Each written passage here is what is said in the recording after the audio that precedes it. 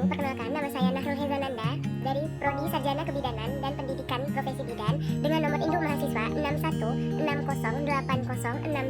616080620049. Dalam kesempatan kali ini saya akan menjelaskan tentang standar pelayanan kebidanan. Oke, sebelum kita masuk ke dalam 24 standar pelayanan kebidanan, sebelumnya kita akan mempelajari tentang pengertian standar. Standar adalah ukuran atau parameter yang digunakan sebagai dasar untuk menilai tingkat kualitas yang telah disepakati dan mampu dicapai dengan ukuran yang telah ditetapkan. Jadi maksudnya standar itu adalah sebuah patokan dari suatu hasil atau suatu proses yang digunakan sebagai untuk menilai tingkat kualitas yang telah disepakati bersama. 5 pengelompokan bagian besar dalam standar pelayanan kebidanan adalah: yang pertama, standar pelayanan umum; yang kedua, standar pelayanan antenatal; yang ketiga, standar pelayanan persalinan; yang keempat, standar pelayanan nifas; dan yang kelima, standar penanganan kegawat daruratan obstetri neonatal. Yang pertama yang akan kita bahas adalah standar pelayanan umum. Dalam standar pelayanan umum terdapat 2 standar, yaitu standar pertama adalah persiapan untuk kehidupan keluarga sehat. Maksudnya adalah bidan memberikan penyuluhan dan nasihat kepada keluarga dan masyarakat terhadap segala hal yang berkaitan dengan kehamilan, termasuk penyuluhan kesehatan umum. Maksudnya adalah bidan bertanggung jawab dalam memberikan penyuluhan, pelatihan, serta menasihati seluruh keluarga dan masyarakat tentang berkaitan dengan kehamilan, termasuk penyuluhan kesehatan. Standar yang kedua adalah pencatatan dan pelaporan.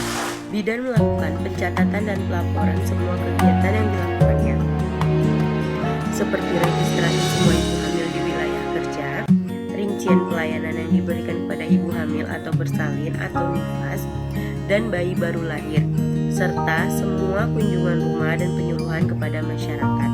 Yang berarti adalah bidan melakukan semua pencatatan dan pelaporan tentang yang telah dilakukannya kepada ibu hamil ataupun kepada masyarakat. Yang kedua ada standar pelayanan antenatal. Apa sih yang dimaksud dengan antenatal? Antenatal care atau merupakan pemeriksaan kehamilan yang bertujuan untuk meningkatkan kesehatan fisik dan mental pada ibu hamil secara optimal hingga mampu menghadapi masa persalinan, nifas, dan menghadapi persiapan pemberian ASI secara efisien, serta kembalinya kesehatan anak reproduksi dengan baik. Nah, di dalam standar pelayanan antenatal terdapat 6 standar. Standar pertama adalah identifikasi ibu hamil. Bidan melakukan kunjungan rumah dan berinteraksi dengan masyarakat secara berkala untuk memberikan penyuluhan dan motivasi ibu, suami, dan anggota keluarga agar mendorong ibu untuk memeriksakan kehamilannya sejak dini secara teratur. Nah, ini biasanya dilakukan oleh bidan karena dalam masyarakat masih menganggap remeh pentingnya pemeriksaan kehamilan sejak dini. Karena biasanya itu para masyarakat menganggapnya apa sih pemeriksaan kehamilan sejak dini lebih baik uangnya disimpan saja.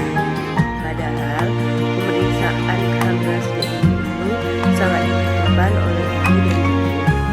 Nah, standar berikutnya ada pemeriksaan dan pemantauan antenatal.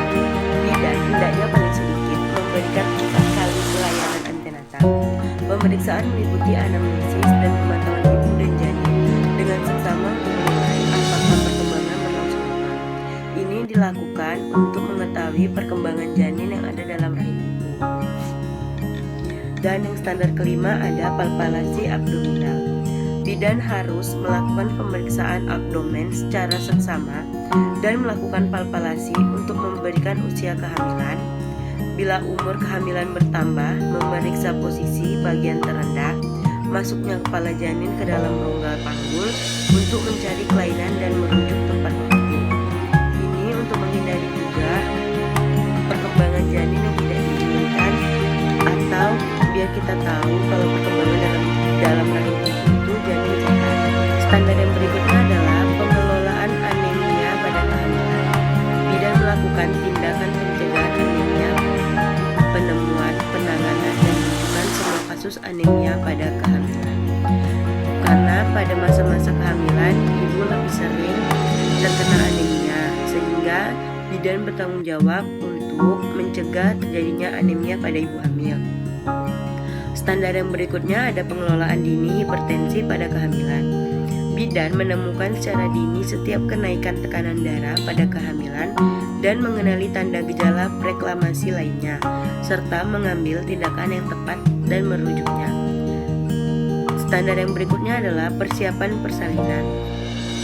Bidan memberikan saran yang tepat pada ibu hamil, suami, atau keluarga pada trimester ketiga, memastikan bahwa persiapan persalinan bersih dan aman. Suasana menyenangkan akan direncanakan dengan baik. Karena ketika ibu akan melakukan persalinan, ibu tidak bisa diberatkan oleh pikiran-pikiran yang saat itu tidak dipikirkan oleh ibu, karena ibu hanya boleh memikirkan tentang persalinannya dan hal-hal yang menyenangkan. Standar pelayanan persalinan. Standar pertama, asuhan persalinan kelas 1. Bidan menilai secara tepat bahwa persalinan yang sudah mulai kemudian memberikan asuhan dan pemantauan yang memadai dengan memperhatikan kebutuhan ibu selama proses persalinan berlangsung. Ini bahwa bidan sudah memiliki data yang tepat bahwa persalinan akan segera dimulai, kemudian memberikan asuhan dan pemantauan yang sesuai dengan yang ibu butuhkan. Standar yang kedua, persalinan kala 2 yang aman. Bidan melakukan pertolongan persalinan bayi dan plasenta yang bersih dan aman dengan sikap sopan dan penghargaan terhadap hak pribadi ibu serta memperhatikan tradisi setempat. Di samping itu, ibu diizinkan memilih siapa yang akan mendampingi saat persalinan. Ini dimaksudkan bahwa bidan sangat menghormati tradisi setempat, serta bidan juga memberikan kebebasan pada ibu untuk memilih siapa yang akan mendampinginya, seperti mungkin orang tua dari ibu atau bahkan suaminya. Standar ketiga, penata laksanaan aktif persalinan kala 3.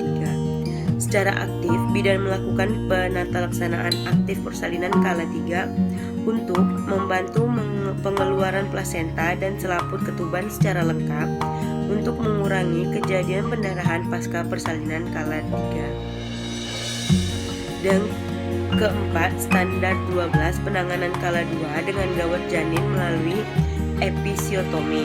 Bidan mengenali secara tepat tanda-tanda gawat janin pada kala 2 dan segera melakukan episiotomi dengan aman untuk memperlancar persalinan, diikuti dengan penjahitan perineum. Ini dimaksudkan bahwa bidan harus mengenali secara tepat tanda-tanda gawat janin pada kala 2 dan harus melakukan episiotomi yang aman untuk memperlancar persalinan dan diikuti penjahitan perineum dengan baik dan benar. Yang D, standar pelayanan nifas. Pada standar 13 ini, perawatan bayi baru lahir. Bidan memeriksa dan menilai bayi baru lahir untuk memastikan pernafasan spontan, mencegah asfiksia, menemukan kelainan, dan melakukan tindakan atau merujuk sesuai kebutuhan. Bidan juga harus mencegah atau menangani hipotermi. Ini dimaksudkan bahwa pada bayi baru lahir lebih rentan terkena hipotermi atau kedinginan. Maka bidan bertanggung jawab untuk menangani segala sesuatu yang menyangkut bayi baru lahir. Serta bidan harus memeriksa kembali keadaan bayi, baik dari kelengkapan tubuhnya secara fisik. Serta standar ke-14, penanganan pada 2 jam setelah persalinan. Bidan melakukan pemantauan ibu dan bayi terhadap terjadinya komplikasi paling sedikit selama 2 jam setelah persalinan. Maksudnya adalah bidan harus terus melakukan pemantauan teratur pada ibu dan bayi untuk mengurangi komplikasi paling tidak selama 2 jam setelah persalinan. Standar yang ke-15, pelayanan bayi bagi ibu dan bayi selama masa nifas. Bidan melakukan pelayanan selama masa nifas di puskesmas dan rumah sakit atau melakukan kunjungan ke rumah pada hari ketiga, minggu kedua, dan minggu ke-6 setelah persalinan untuk membantu proses penata laksanaan atau rujukan komplikasi yang mungkin terjadi pada masa nifas.